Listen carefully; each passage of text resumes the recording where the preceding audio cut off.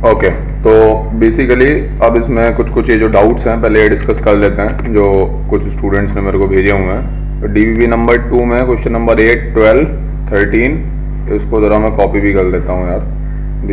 Question number 8 discuss करते हैं, चलो अपन तो पहले तो the formation of ionic solids from the elements is an exothermic process. This is primarily due to the low values of vaporization of metals. हाँ, तो देखिए, तो बेसिकली आप इस बात को समझिए कि formation of ionic solid, when it is talking about formation of ionic solid, तो आयनिक सॉलिड बनने का, जब आयनिक सॉलिड बन रहा है तो क्रिस्टल बन रहा है ना भाई। तो जब वो क्रिस्टल में फॉर्म हो रहा है तो वो तो लैटिस एनर्जी होगा ना। देखो एक एक देखना चाहता है, low value of for vaporisation of metals. The point is, आप एक मिनट इसको देखो, पूरा प्रोसेस क्या होगा बेसिकली किसी भी आयनिक सॉलिड के बनने का, जो टोटल प्रोसेस होता है अपने को इस केस में उसको देखना बहुत ज़्यादा जरूरी है कि बेसिकली कोई भी आयनिक सॉलिड अगर फॉर्म होता है तो बेसिकली आयनिक सॉलिड का फॉर्मेशन किस तरह से होता है। Give me a moment. हाँ, तो बेसिकली कोई भी अगर आयनिक सॉलिड बनता है तो आयनिक सॉलिड फॉर्म कैसे होगा। देखो क्रिस्टल की बात कर रहा है ये, when it is talking about ionic solid, it is talking about crystal. तो अब जैसे एम सॉलिड है, एम सॉलिड से आई कंप्लीटली डू एग्री कि एम गैसियस में जाएगा। This is actually option number A, delta H vaporisation which is energy absorb. ये देखिए यहाँ पे दिया हुआ उसने low value of heat of vaporisation. अब वो कह रहा है एक्सोथर्मिक प्रोसेस है तो वो चाहता है कि ज्यादा से ज्यादा एनर्जी रिलीज हो। फिर देखो इससे बनेगा M plus gaseous ionisation, right. ये हो गया vaporisation, then this is ionisation, right. और इसके बाद अब दूसरी साइड में आ जाइए, एमएक्स सॉलिड बनाना है तो जैसे X2 एक नॉन मेटल होगा, एक नॉन मेटल जनरली लिक्विड या गैस फेज में होता है तो X2 gaseous, in fact half X2 gaseous, इससे बन जाएगा X गैसियस। फिर ये X गैसियस एक इलेक्ट्रॉन को गेन करेगा और ये बनेगा X नेगेटिव गैसियस, राइट। और फिर ये दोनों जब कंबाइंड होकर के MX सॉलिड का यहाँ पे फॉर्मेशन करेंगे। देखो वेपोराइजेशन हो गया, आयनाइजेशन हो गया, यहाँ पे मैं लिख देता हूँ बॉन्ड डिसोसिएशन एनर्जी भी हो गया है, राइट। इलेक्ट्रॉन का गेन, इलेक्ट्रॉन एफिनिटी हो गया, राइट। और ये हो गया लैटिस एनर्जी। अब अगर आप ध्यान से देखेंगे तो इसके अंदर एनर्जी एब्जॉर्ब कौन कौन सी है, ब्लू कलर से मार्क कर रहा हूं मैं। This is energy absorb, this is energy absorb, this is energy absorb. Electron affinity का एनर्जी एब्जॉर्ब भी हो सकती है, रिलीज भी हो सकती है, डिपेंडिंग अपॉन की किस तरह की कॉन्फ़िगरेशंस वगैरह है। और lattice energy is definitely energy release. अब इन सबके अंदर हमें हमेशा से पता है कि जो डीएफ होता है वो तो ये होता है ना भाई, मैंने शुरू में ही बताया, हाइड्रेशन एनर्जी और लैटिस एनर्जी के मैग्नीट्यूड सेपरेटली हाई होते हैं, वो जो पूरा क्लस्टर बन जाता है आयनिक फोर्सेस का, राइट, है ना। तो बेसिकली ये डीएफ होगा तो जितनी ज्यादा ये एनर्जी रिलीज होगी उतना ज्यादा एक्सोथर्मिक होगा प्रोसेस। वो बाकी की एनर्जीज कम है या ज्यादा फर्क नहीं पड़ता ना, ये बाकी सबसे 4 to 5 टाइम्स ग्रेटर होता है इसका magnitude. So that's why the answer is going to come the C option, the large value of lattice energy of these ionic solids. बाकी तो सब electron affinity, ionisation energy, delta H vaporisation, ये तो magnitude wise बहुत कम होंगे, right. आगे देखते हैं। अब है question number 12। Let me see question number 12। Question number 12 is F2 is a gas while I2 is a solid. हाँ, तो इवेंचुअली अगर आप ध्यान से देखोगे ना, ये बॉइलिंग पॉइंट वगैरह से रिलेटेड बात कर रहा है। आप F2 से I2 पे जब आएंगे, देखिए पेंट वाली फाइल पे देखिए इसका भी सॉल्यूशन। भाई F2, अगर मैं आपसे सिंपल सवाल पूछता हूँ, F2Cl2 Br2 I2 arrange in the increasing order of boiling point, तो बेसिकली आप उसको कैसे करने वाले हैं। ये F2 है, ये Cl2 है, Br2 है और ये I2 है, राइट। तो इसके अंदर अगर मैं ऑर्डर ऑफ बॉइलिंग पॉइंट पूछता हूँ ना तो ये ऑर्डर होगा। द रीजन इज ये सारे के सारे these come under the category of molecular crystal, और मॉलिक्यूलर क्रिस्टल के अंदर बॉइलिंग पॉइंट्स वगैरह के लिए अकाउंटेबल जो फोर्स होता है वैन डर वाल फोर्सेज होता है, and van der Waals force is directly proportional to the molecular weight. जैसे जैसे मॉलिक्यूलर वेट इंक्रीज होता जाएगा वैसे वैसे ऑब्वियसली वैन डर वाल forces will keep on increasing, और वैन डर वाल फोर्सेज जैसे जैसे रिलेटिवली बढ़ते जाएंगे। अब फोर्स, इंटरमोलिकुलर फोर्स अगर इंक्रीज होता जाएगा तो मॉलिक्यूल्स को दूर दूर ले जाना मुश्किल होगा ना, तो boiling point will keep on increasing. बात समझ में आई आप सभी को, right? So the point is very simple कि I2 का बॉइलिंग पॉइंट F2 से रिलेटिवली ज्यादा होगा, तो I2 को वेपोराइज करना मुश्किल काम है, इसलिए I2 सॉलिड में रहेगा। F2 का बॉइलिंग पॉइंट बहुत कम होगा, इसलिए वो गैस फेज में रहेगा। बात समझ में आई, right? Next question, question number 13, 1-3। तो 1-3 is basically now NF3 is a weaker base than ammonia, NCl3, NBr3 and NI3। हाँ, तो इसका तो सिंपल है, ये बेसिकली लुईस बेसिसिटी की बात कर रहा है। पहले आप इस बात को समझिए कि लुईस बेस क्या होता है। Lewis base is electron pair donor. Lewis base is electron pair donor and Lewis acid is electron pair acceptor. तो it is actually talking about Lewis base. अब क्या होगा कि when you talk about NF3 ना, देखो जैसे NF3 और ammonia को आप अगर कंपेयर करना चाहते हो, बहुत सिंपल है।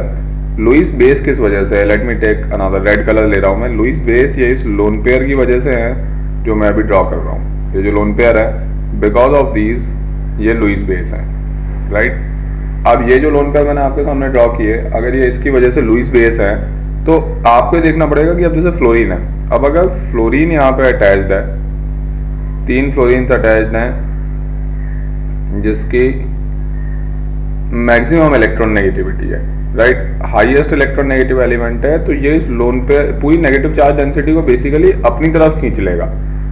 फ्लोरीन सारे इलेक्ट्रॉन्स को अपनी तरफ खींचेगा, नाइट्रोजन के ऊपर कोई नेगेटिव चार्ज डेंसिटी वो छोड़ेगा ही नहीं, राइट? क्योंकि हाईएस्ट इलेक्ट्रॉन नेगेटिव एलिमेंट है ना, तो वो लोन पेयर बेसिकली इतना कॉम्पैक्ट हो जाएगा फ्लोरीन वाली साइड में कि वो डोनेट करने लायक सिचुएशन में ही नहीं रहेगा।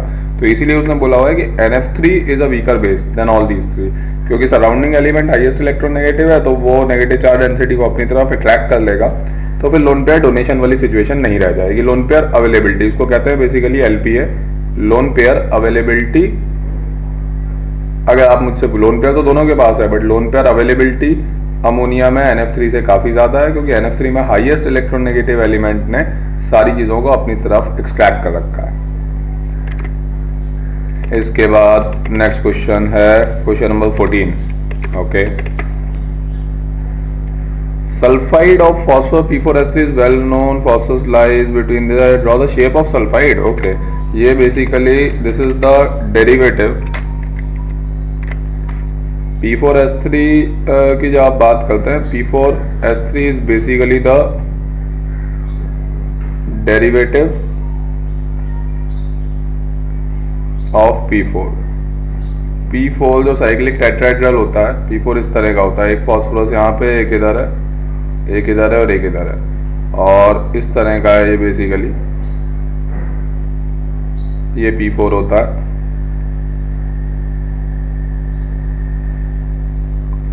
दिस इज बेसिकली P4, और सल्फर को आप यहाँ पे बीच में लगा दीजिए, दिस विल बिकम P4S3। ये मतलब बॉन्ड दो फॉस्फोरस के बीच में एक एक सल्फर अटैच कर दीजिए, P4S3 is the derivative of P4, right? इस तरह का होता है P4S3। Next question is 23 and 26।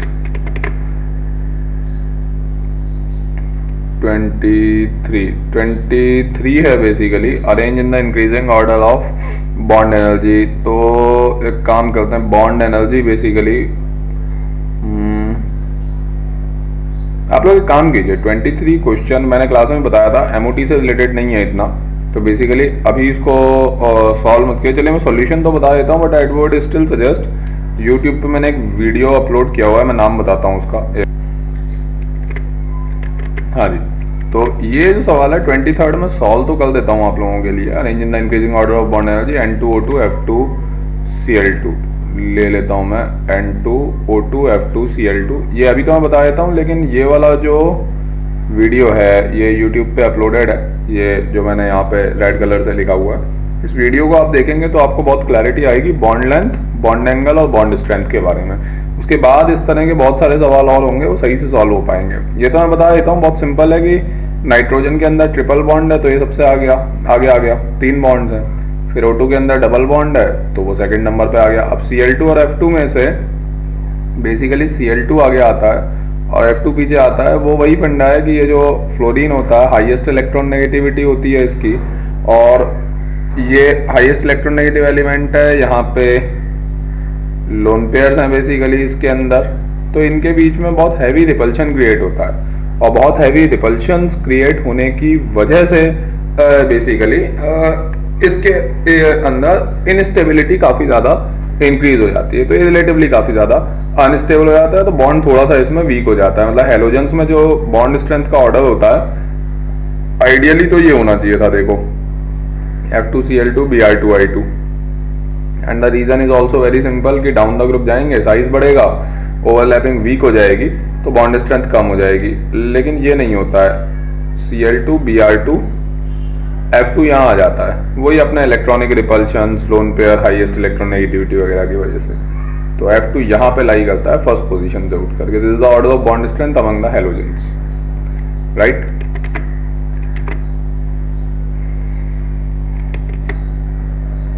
हाँ, अब नेक्स्ट सवाल कौन था? Next is 26। तो 26 है, compare the relative stabilities of the species in each of the following. देखो सबसे पहले तो कभी भी वो रिलेटिव स्टेबिलिटी की आप लोगों से अगर बात कर रहा है, it is always talking about thermodynamic stability. देखो जब वो स्टेबिलिटी टर्म देता है ना, unless specified in the question, general interpretation क्या होता है? जनरल इंटरप्रिटेशन होता है हमेशा वो थर्मोडायनामिक स्टेबिलिटी की ही बात करेगा आपसे। It is always going to talk about thermodynamic stability except fractional bond order. जिसका फ्रैक्शनल बॉन्ड ऑर्डर होगा उसके अंदर वो आपसे बातचीत करेगा काइनेटिक स्टेबिलिटी की। जिसका ही फ्रैक्शनल बॉन्ड ऑर्डर है उसके अंदर it is going to talk to you about kinetic stability. Kinetic stability मतलब रिएक्टिविटी अगर ज्यादा है तो स्टेबिलिटी कम हो जाएगी क्योंकि वो रिएक्ट करके खत्म हो जाएगा। That is kinetic stability. बात समझ में आई आप सभी को? और बाकी इन जनरल वो थर्मोडायनेमिक स्टेबिलिटी की बात करेगा कि जिसका बॉन्ड ऑर्डर ज्यादा है उसको तोड़ना मुश्किल है तो वो ज्यादा स्टेबल है। अब देख लेते हैं इस सवाल को। He एंड He, ये बेसिकली हीलियम नहीं होगा, ये He2 होगा। थोड़ा सा मिसप्रिंट है पार्ट ए, तो पार्ट ए में आएगा He2 और He2+, इनको कंपेयर करवा रहा है वो। तो आप इनके पहले तो बॉन्ड ऑर्डर निकालिए। He2 का बॉन्ड ऑर्डर आ जाएगा 0 और इसका बॉन्ड ऑर्डर आ जाएगा हाफ। तो इसके अंदर अगर आप मुझसे पूछोगे कि विच इज मोर स्टेबल, ज़्यादा स्टेबिलिटी की, अब अगर आप बात करोगे तो इसमें तो यार यही स्टेबल है, क्योंकि 0 का तो मतलब है एग्जिस्ट ही नहीं करता है। That is the problem.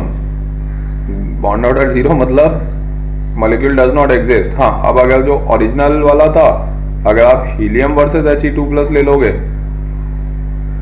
तब तो एक अलग चीज हो गई, क्योंकि ये हाफ है और हीलियम का कितना होगा बॉन्ड ऑर्डर? 2 है, तो सिग्मा 1s2 बॉन्ड ऑर्डर हो जाएगा इसका 1, तब तो ऑब्वियसली ये ज्यादा स्टेबल हो जाएगा, राइट। बात समझ में आ गई होगी मेरे ख्याल में सभी को। इसके बाद नेक्स्ट है इसका पार्ट बी में क्या कह रहा है, N2 और N2+। तो N2 वर्सेस N2+, तो N2 का बॉन्ड ऑर्डर 3 होगा और इसका 5/2 होगा। पहले बॉन्ड ऑर्डर्स निकाल लेते हैं सबके, और फिर ये कह रहा है NO वर्सेस NO+। एक मिनट, NO में कितने इलेक्ट्रॉन्स हैं? How many electrons are there? Okay, now NO के अंदर नंबर ऑफ इलेक्ट्रॉन्स आर 8 + 7। अच्छा, 15 इलेक्ट्रॉन्स पे चली गई ये कहानी, तो ये तो हो गया 5/2, और NO+ मेरे ख्याल में वापस आ गया 14 इलेक्ट्रॉन्स पे। तो बॉन्ड ऑर्डर इज 3। बस अब इसमें देख लेते हैं ज़्यादा स्टेबिलिटी किसकी है। थर्मोडायनेमिक स्टेबिलिटी इसी की ज़्यादा है। N2+ थर्मोडायनेमिकली और काइनेटिकली दोनों तरह से अनस्टेबल है, और NO के केस में NO+ basically would be the answer, क्योंकि NO को आप देखोगे तो थर्मोडायनेमिकली भी अनस्टेबल है NO+ से, और काइनेटिकली भी अनस्टेबल है। तो these are the answers, right. आगे देखते हैं next doubt. Okay, DVP number 2 तो कंप्लीट हो गई है अब मेरे ख्याल में, है ना। तो I don't think DVP number 2 में किसी और को कोई और डाउट बचे हो तो वो देख लेते हैं। 11, 12, 13, 14, 23 और 8। एक मिनट, क्वेश्चन नंबर 8 मैंने सॉल्व कर दिया है, let me check. Question number 8 already मैं सॉल्व कर चुका हूँ। देन फिर 11 से लेकर के 14 तक, let me see now. 11, okay. Which of the following statement is correct for CSBR3?